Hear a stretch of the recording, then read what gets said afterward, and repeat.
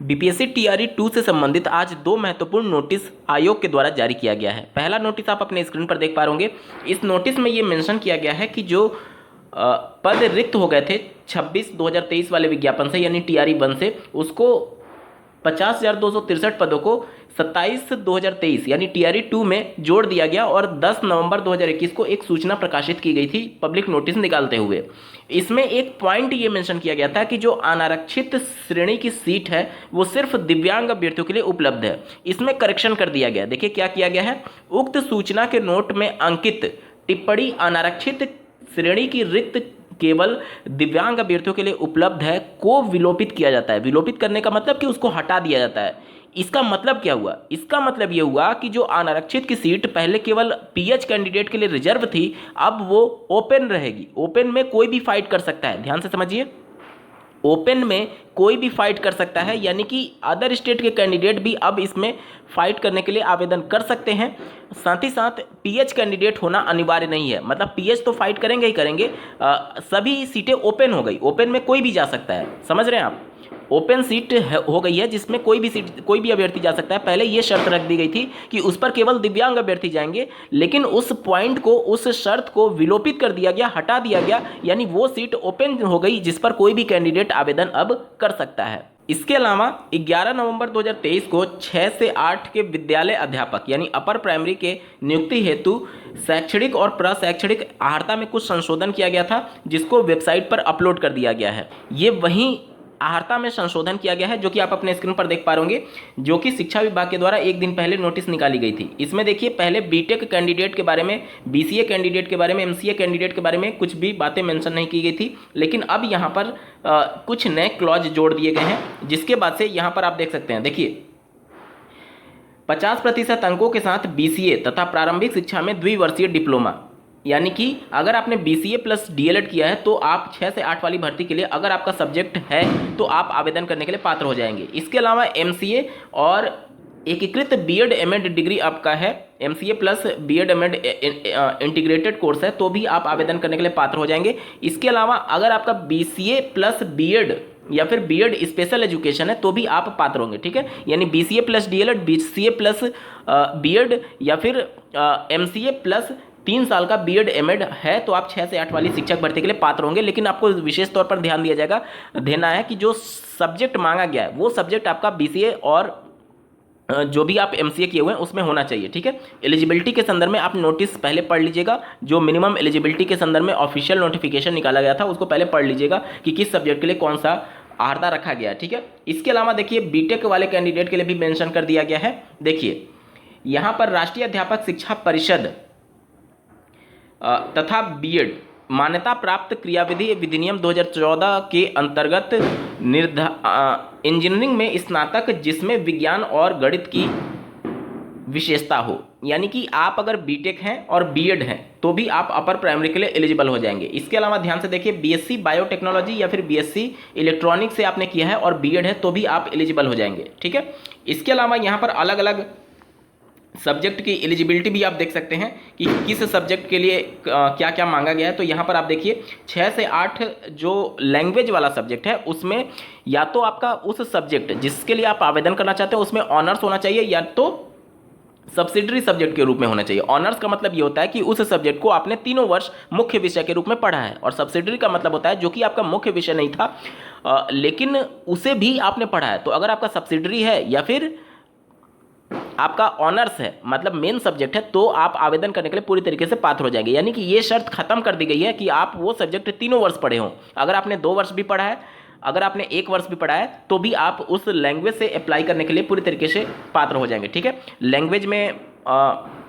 जैसा कि आपको ज्ञात होगा, जितने भी लैंग्वेज के ऑप्शन आपको दिए गए हैं उस सब्जेक्ट से या तो आपका ऑनर्स होना चाहिए या तो सब्सिडरी में वो सब्जेक्ट आपका होना चाहिए, तो आप लैंग्वेज के लिए एलिजिबल हो जाएंगे। ठीक है, इसके अलावा संस्कृत के बारे में भी मेंशन कर दिया गया। देखिए, संस्कृत में स्नातक शास्त्री की उपाधि या फिर उर्दू के शिक्षक के लिए आलिम की उपाधि या उर्दू में स्नातक आपसे मांगा गया है। ठीक है, तो उर्दू वाले वहीं एलिजिबल होंगे जिनका ग्रेजुएशन में उर्दू होगा या फिर आलिम की उपाधि जिनके पास होगी, और संस्कृत के लिए जिनका संस्कृत में ग्रेजुएशन में संस्कृत होगा या फिर शास्त्री की उपाधि होगी वहीं लोग एलिजिबल होंगे। यहाँ तक क्लियर हो गया। इसके बाद से देखिए, यहाँ पर बात की गई है 6 से 8 सामाजिक विषय के लिए तो यहाँ पर इतिहास, भूगोल, राजनीति शास्त्र, दर्शन शास्त्र, अर्थशास्त्र, वाणिज्य, मनोविज्ञान, समाजशास्त्र, गृह विज्ञान में से कोई भी 2 विषय आप अगर स्नातक विषय पर पढ़े हुए हैं तो आप एलिजिबल हो जाएंगे। यहाँ पर बहुत सारे कैंडिडेट का अलग अलग ग्रेजुएशन के सब्जेक्ट कॉम्बिनेशन को लेकर के प्रश्न आते हैं। तो देखिए, आप इस नोटिस के हिसाब से देखिए कि क्या आपका ये सब्जेक्ट है अथवा नहीं ग्रेजुएशन में। अगर है तो एलिजिबल है, और अगर नहीं है तो एलिजिबल नहीं है। साफ सी बात है।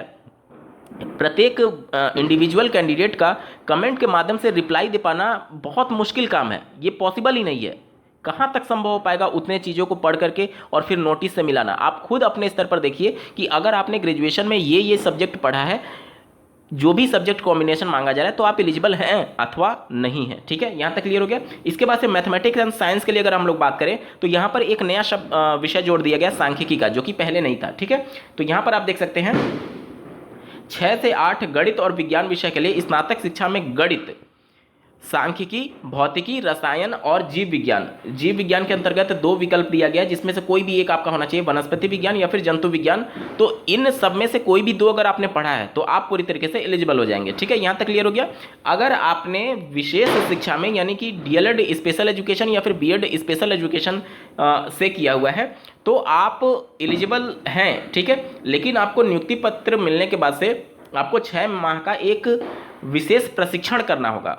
ठीक है, ये स्पेशल एजुकेशन में बीएड या फिर डीएलएड वो कोर्स होता है जो कि फिजिकली एबल्ड कैंडिडेट के लिए उनको ट्रेनिंग दी जाती है। जैसे कोई मान लीजिए कि मूक बधिर है तो उनको पढ़ाने के लिए स्पेशल ट्रेनिंग दी जाती है, और वहीं स्पेशल एजुकेशन में बीएड या फिर डीएलएड बोला जाता है। तो ऐसे अभ्यर्थी भी पूरी तरीके से एलिजिबल हैं, लेकिन उनको 6 माह का एक ब्रिज कोर्स करना होगा नियुक्ति पत्र के बाद। और ये जो इनको 6 महीना का ब्रिज कोर्स होगा, उनको वेतन के साथ अवकाश दिया जाएगा।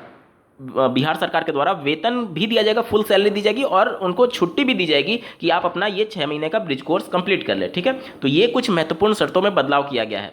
जिसमें महत्वपूर्ण बदलाव की बात करें तो बीटेक प्लस बीएड वाले कैंडिडेट को एलिजिबल मान लिया गया है अपर प्राइमरी के लिए, अगर आपका सब्जेक्ट कॉम्बिनेशन बन रहा है तो, और बीसीए प्लस बीएड या फिर बीसीए प्लस डीएलएड और MCA plus BEd DElEd integrated course जो होता है उसको एलिजिबल मान लिया गया। यहाँ तक क्लियर हो गया। यहाँ पर बीटेक प्लस डीएलएड की जिक्र नहीं किया गया है। जैसे बीटेक प्लस बीएड को तो एलिजिबल मान लिया गया, लेकिन बीटेक प्लस डीएलएड का कोई भी जिक्र नहीं किया गया। यहाँ पर शिक्षा विभाग को ये जरूर सोचना चाहिए था कि जब बीटेक को अलाउ कर रहे हैं और बीएड अलाउ है तो जाहिर सी बात है डीएलएड प्लस बीटेक या फिर बीटेक प्लस डीएलएड जो कैंडिडेट होगा उनका भी स्नातक प्लस डीएलएड हो गया, तो स्नातक प्लस डीएलएड वाले तो एलिजिबल हैं ही। तो यहाँ पर शिक्षा विभाग को और बीपीएससी आयोग को ये चीज़ें भी कंसीडर आउट करनी चाहिए कि जब आप बीटेक को अलाउ कर रहे हैं बीएड के साथ तो बीटेक डीएलएड के साथ भी अलाउ होना चाहिए। यहाँ पर नोटिफिकेशन में इस बारे में कोई भी बातें मेंशन नहीं की गई हैं, जिसकी वजह से डीएलएड प्लस बीटेक वाले अभ्यर्थी निश्चित तौर पर थोड़े से परेशान जरूर हो सकते हैं, क्योंकि जब आवेदन करेंगे तो इसमें से कोई भी एक विकल्प जब आपको चुनना होगा तो बीटेक प्लस डीएलएड वाला विकल्प आपको दिखेगा ही नहीं। बीटेक प्लस बीएड वाला है लेकिन बीटेक प्लस डीएलएड वाला विकल्प नहीं है। इसके संबंध में आप चाहें तो आयोग को और शिक्षा विभाग को ज्ञापन दे सकते हैं, जरूर आपकी बातों को सुनी जाएगी, क्योंकि graduation plus BTech plus BEd अगर अलाउड हो गया तो बीटेक प्लस डीएलएड भी अलाउड हो जाएगा। ठीक है, मैं आपको याद दिला दूं कि रजिस्ट्रेशन करने की कल दिनांक 14 नवंबर 2023 अंतिम तिथि है, और लेट फी पेमेंट के साथ 17 नवंबर 2023 तक आप अंतिम रूप से अपना रजिस्ट्रेशन कर सकते हैं, और आवेदन कंप्लीट करने की अंतिम तिथि 25 नवंबर 2023 निर्धारित की गई है। आप सभी को आपके बीपीएससी टीआरई 2 की परीक्षा के लिए बहुत बहुत ढेर सारी शुभकामनाएं। इस वीडियो को देखने के लिए आपका बहुत बहुत धन्यवाद। भगवान करे आपका दिन शुभ हो।